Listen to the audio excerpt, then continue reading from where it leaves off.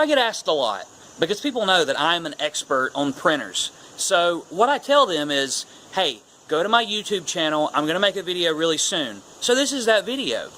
So what you've got is, you've got 1 to 5 problems. I'm going to go over just one of them today. And this is going to fix about 90% of all of your problems. This is an HP DeskJet 2512 print, scan, and copy device. So what we've got here, install disk, the installation disk, if you will, is this is going to connect the cord from the printer to the computer, and you've got your power cord right here.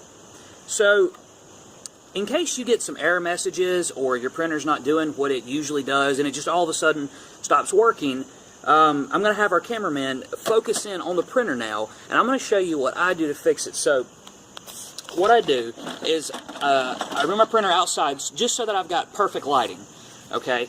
Because I want to be able to see what I'm doing. You would think you needed it plugged into your computer, but that's not necessary. So I leave the computer here, and then I go and grab my tools. So I'm just going to have the cameraman focus right here while I go and grab my tools.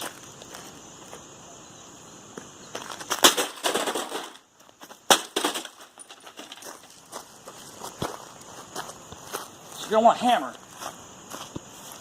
That's your most important tool.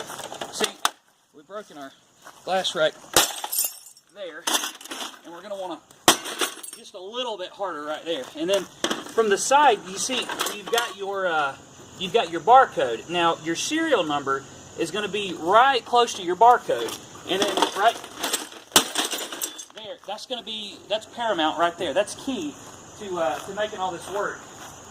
And remember earlier I mentioned the installation disc. This guy right here, that's going to be really important because, you know,